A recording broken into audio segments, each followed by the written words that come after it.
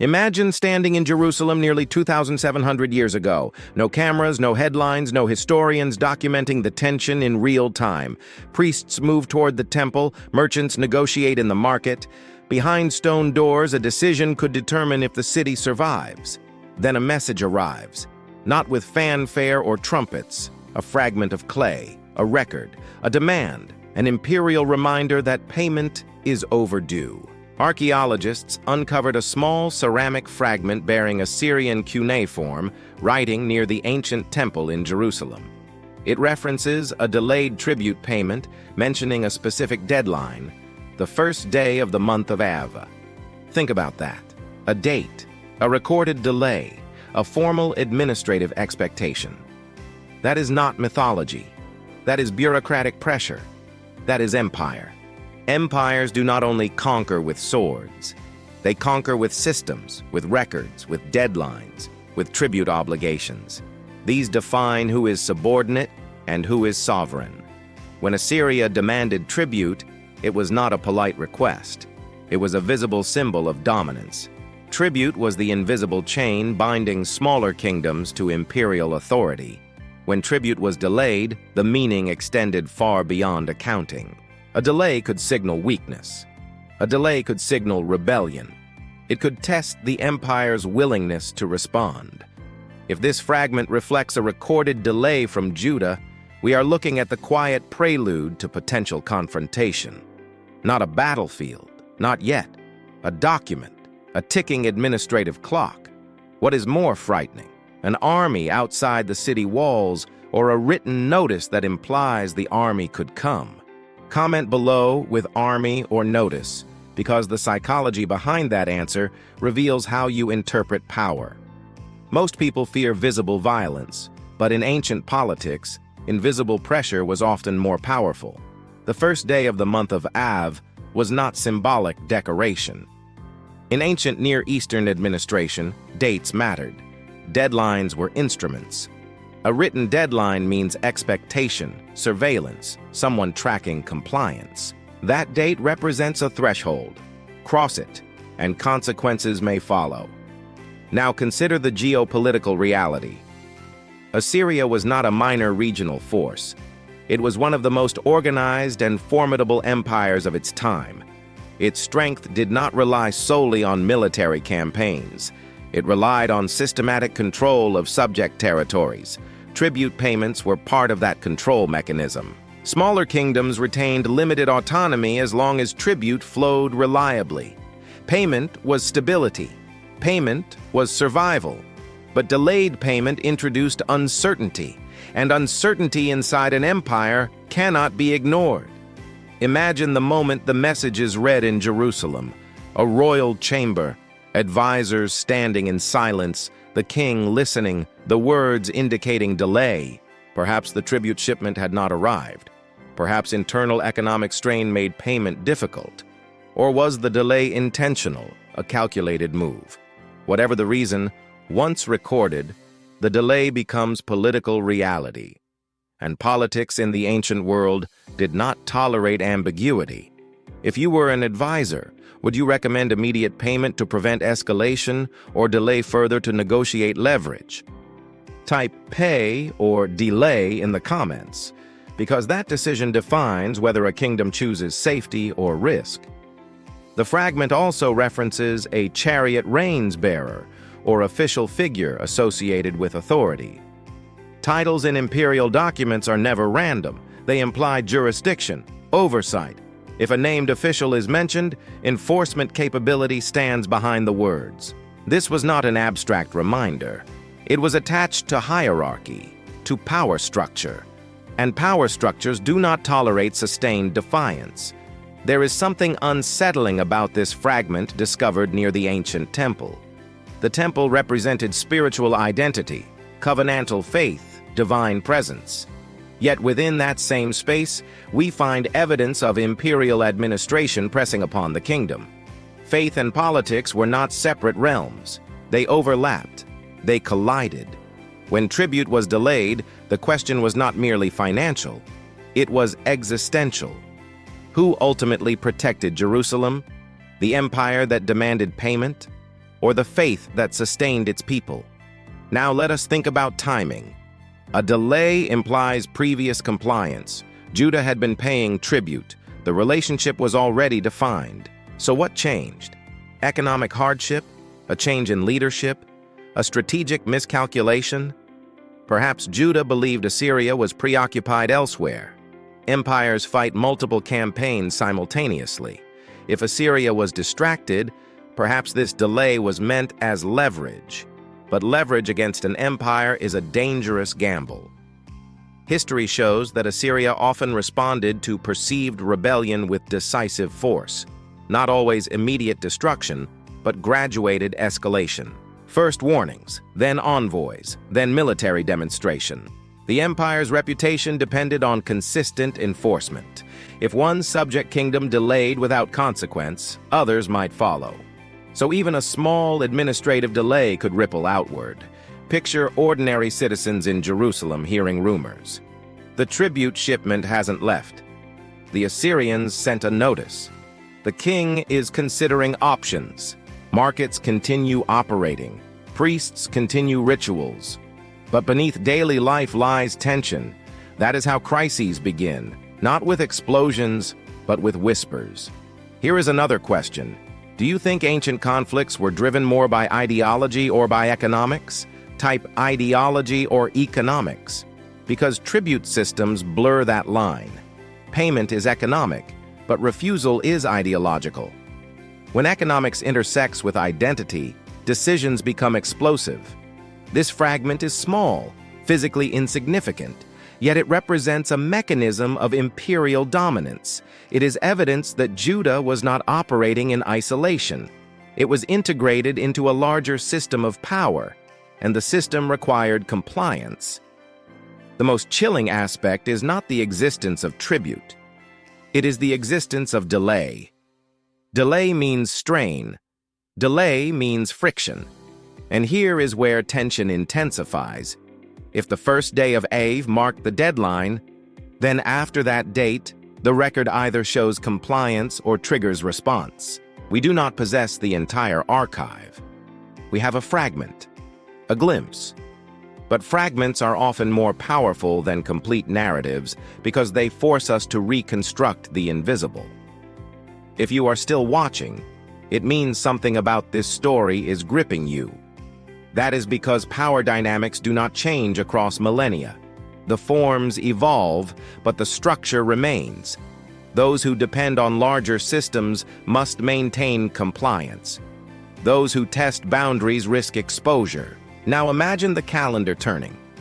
The first day of Av arrives. Payment unresolved.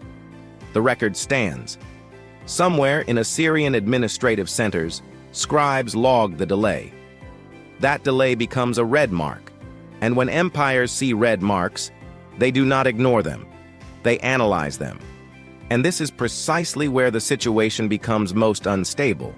Because once a delay is documented and interpreted as possible defiance, the response moves beyond administration and into calculation. And calculation inside an empire is rarely passive. It is strategic, deliberate, and often unforgiving. And that is the threshold where history quietly begins to shift. Once a delay is documented, it stops being an accident and becomes a variable in imperial calculation. Empires do not react emotionally, they react strategically. And Assyria was not merely a conquering force, it was an administrative machine. Every tribute payment, every shipment of silver, grain, livestock, or precious goods was recorded. So when Judah's tribute appeared delayed, it would not have been dismissed as a clerical oversight. It would have been analyzed. Was this kingdom weakening? Was it testing limits? Was another regional power influencing its confidence? These are not dramatic inventions. They are standard geopolitical questions any empire would ask when a subordinate territory shows irregularity. Think about the psychology of dominance. Assyria's greatest weapon was not only military might, but reputation. Entire cities surrendered without battle because they believed resistance was futile. That belief had to be maintained. If one subject kingdom delayed payment and faced no visible consequence, that reputation would begin to fracture. And reputational cracks spread faster than armies. So the delay itself becomes dangerous not because of its material value, but because of what it symbolizes. Now imagine the imperial scribes reviewing their records.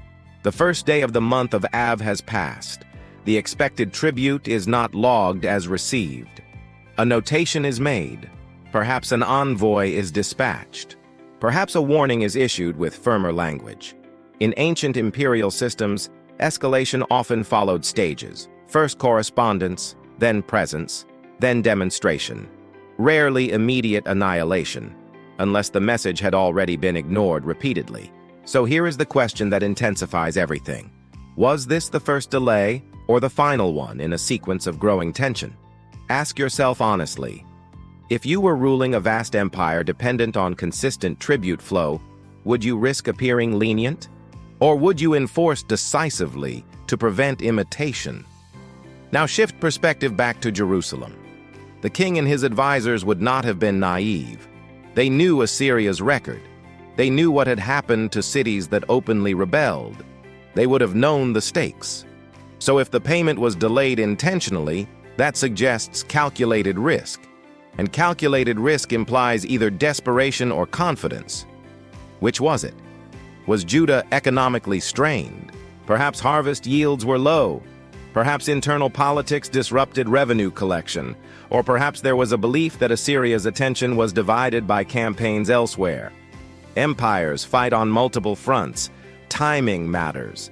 This is where the story becomes intensely human, because we often view ancient kingdoms as abstract entities. But behind the decision to delay tribute were real conversations, real fears, real calculations. One advisor might argue, pay immediately, we survive by compliance. Another might insist, if we keep paying without resistance, we remain permanently subordinate. There is pride in sovereignty. There is humiliation in tribute. And humiliation accumulates pressure. Here is another angle to consider. Tribute systems were not purely economic, they were psychological. Paying tribute was a ritual acknowledgement of inferiority. Refusing or delaying tribute was an assertion of identity. It was a statement whether intended or not. So the delay recorded on that fragment is not just financial, it is symbolic friction between identity and domination. Now let us think about Assyria's possible next step. A delayed tribute could trigger a demand for explanation. Perhaps an emissary arrived in Jerusalem, backed by a small but visible military escort. That escort would not need to attack. Its presence alone would communicate seriousness. Imagine the city gates opening to foreign officials representing the empire. The psychological weight would be immense. Citizens would watch. Rumors would spread. The Assyrians are here. Fear travels quickly in politically fragile environments. If you lived there, how would you interpret the arrival of imperial envoys? Would you assume negotiation is possible, or that punishment is inevitable? Type negotiation or punishment, because ancient populations were deeply aware of imperial precedent. Now consider a more unsettling possibility. What if the delay was part of a broader regional shift? Smaller kingdoms sometimes coordinated resistance when they believed an empire was vulnerable. If Judah sensed weakness in Assyria's campaigns elsewhere, delaying tribute could have been a test. But testing a dominant power is perilous. If the empire rebounds stronger than expected, retaliation becomes not only corrective, but demonstrative.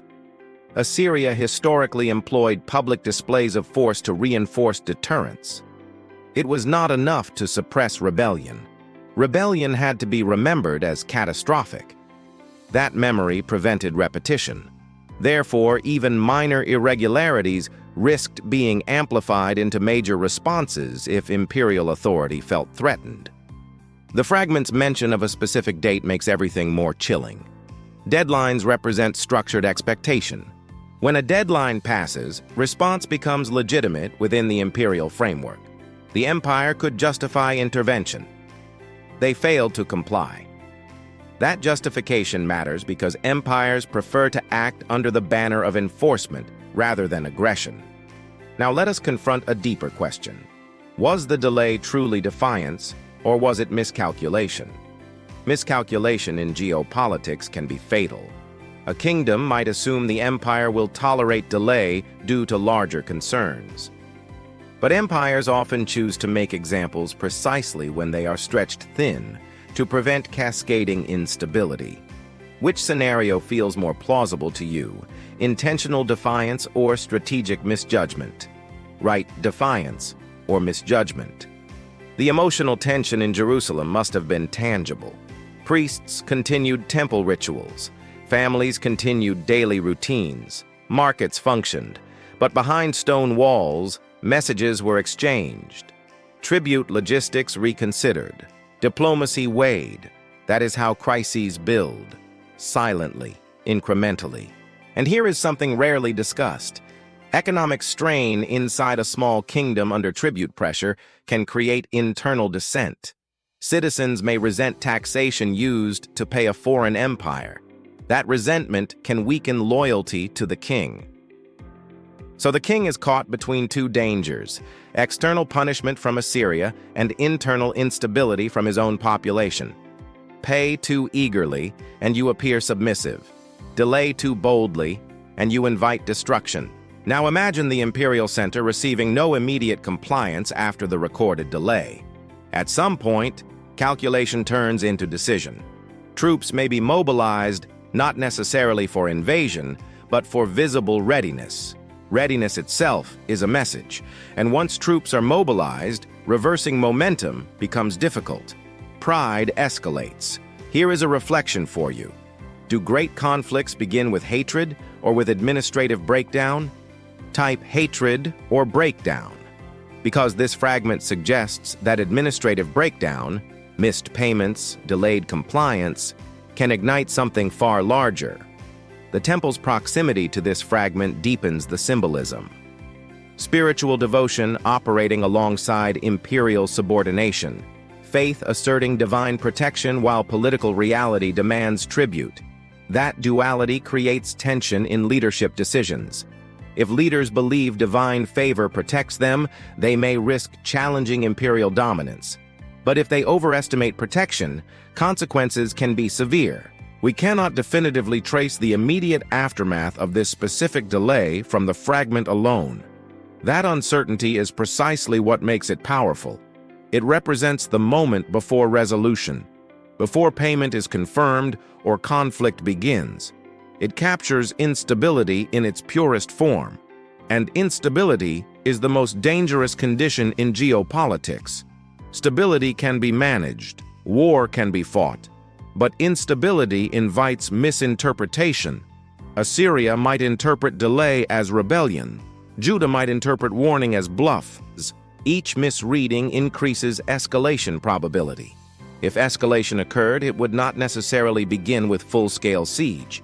It might begin with resource seizure, territory adjustment, or political restructuring. Assyria often replaced rebellious rulers with more compliant ones. That possibility alone would threaten internal leadership cohesion in Jerusalem. Think about leadership under that pressure. Every decision is irreversible. Pay now, and you reinforce subordination. Resist, and you risk devastation. Delay, and you gamble on imperial tolerance. Which would you choose if the survival of your city depended on it? Comment, submit, resist, or gamble. This fragment, though physically small, becomes psychologically immense. It reveals that ancient narratives of power were not abstractions. They were documented, measured, timed. The first day of Av was not poetic. It was administrative finality. And here is the most haunting realization. The majority of people living through such moments do not recognize them as historic turning points. They see routine tensions, another tribute negotiation, another diplomatic exchange. Only later do historians identify the fracture lines. The fragment represents a fracture line, a recorded moment where compliance faltered. And once faltering enters the record, it enters imperial memory. And imperial memory is rarely forgiving. If this delay triggered only a renewed payment, then perhaps crisis was avoided narrowly. But if it triggered escalation, then this fragment stands at the threshold of confrontation, a silent witness to the brink. And this is where the narrative becomes most intense, not in what we definitively know, but in what we can logically reconstruct, because power systems respond predictably to irregularity.